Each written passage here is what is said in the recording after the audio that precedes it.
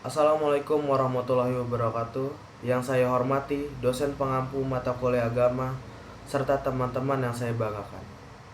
Pertama-tama, marilah kita panjatkan puji syukur kehadirat Allah Subhanahu wa taala karena atas rahmat dan karunia-Nya kita dapat melakukan presentasi pada hari ini.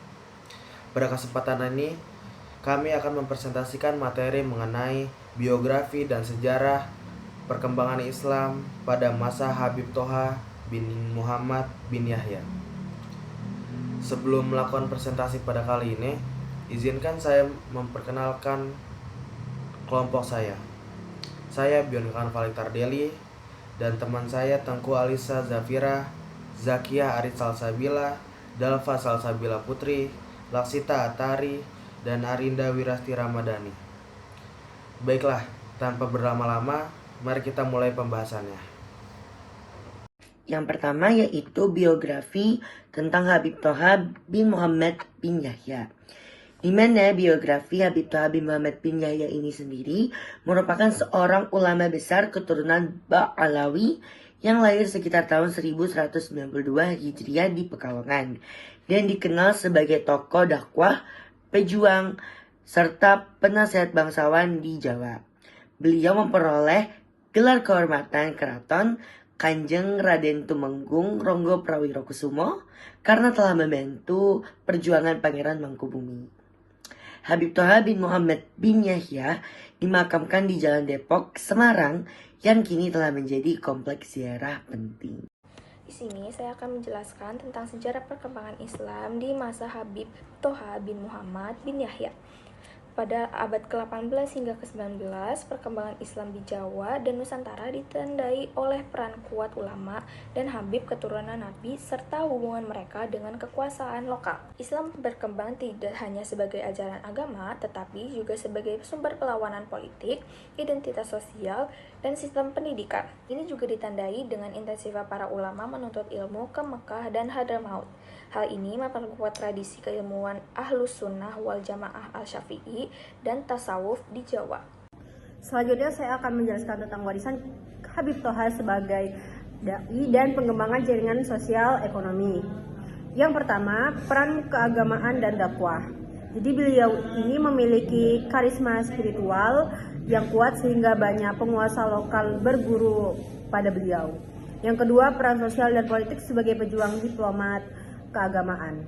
Jadi Habib Thoha diberi gelar kebangsawanan oleh Sultan Ngayo Yogyakarta Hadiningrat sebagai Kanjeng Raden Tumenggung Ronggo Prawiro yang menunjukkan pengakuan resmi atas sosial dan peran strateginya.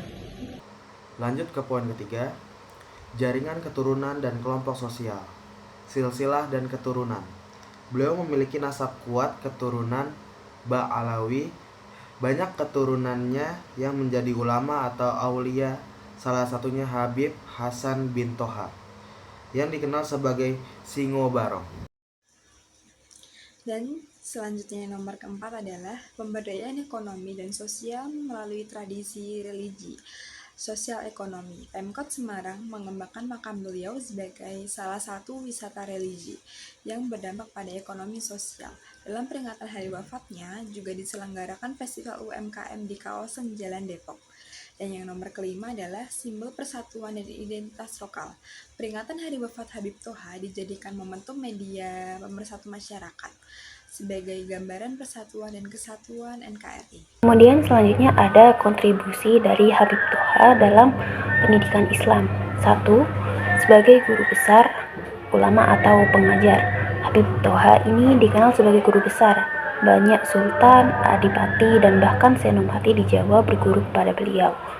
Karena ilmunya, beliau ini menjadi acuan spiritual dan keilmuan bagi elit lokal, sehingga secara tidak langsung menyalurkan pengetahuan Islam melalui pengajaran langsung kepada tokoh-tokoh berpengaruh. Kemudian yang kedua ada menularkan ilmu secara internasional. Habib Thoha ini pernah tinggal di luar negeri seperti Pakistan, India, dan Penang untuk menyebarkan ilmu ajaran Islam. Kegiatan ini itu menunjukkan bahwa kontribusinya dalam pendidikan tidak terbatas lokal, tetapi juga lintas negara. Yang ketiga, ada tradisi ilmu lewat keturunan. Salah satu kontribusi pendidikan penting adalah melalui keturunannya. Putra-putra Habib Toha menjadi ulama besar. Salah satu contohnya yaitu Habib Hasan bin Toha. Habib Hasan ini sejak kecil mendapat pendidikan langsung dari orang tuanya, yaitu Habib Toha, termasuk menghafal Al-Quran sebelum usia 7 tahun, serta belajar hadis dan fikih. Keempat, yaitu peran dalam institusi keagamaan atau majelis taklim. Meskipun tidak disebut secara jelas bahwa Habib Toha mendirikan pesantren formal besar, ada catatan tentang majelis taklim. Menurut sebuah tulisan di Masjid Agung Semarang, terdapat majelis taklim Habib Toha yang diwariskan. Majelis taklim ini menjadi sarana pendidikan agama bagi komunitas muslim lokal. Dan kemudian yang terakhir, ada pengaruh moral dan pendidikan spiritual. Sebagai tokoh tarekat dan wali, ajaran Habib Toha kemungkinan besar mencakup dimensi spiritual dan akhlak yang penting bagi pendidikan Islam. Kehadirannya sebagai guru tarekat memberikan ruang kepada murid untuk belajar hakikat dan tasawuf. Peringatan haul beliau menjadi sarana edukasi moral dan keagamaan. Demikian pemaparan yang dapat kami sampaikan mengenai biografi dan sejarah perkembangan Islam pada masa Habib Toha bin Muhammad bin Yahya. Semoga materi ini dapat memberikan manfaat, menambah pengetahuan, serta memperkuat pemahaman kita dalam kehidupan beragama. Saya menyadari bahwa presentasi ini masih jauh dari sempurna. Oleh karena itu, saya sangat terbuka untuk menerima kritik, saran, maupun pertanyaan dari teman-teman dan Bapak dosen.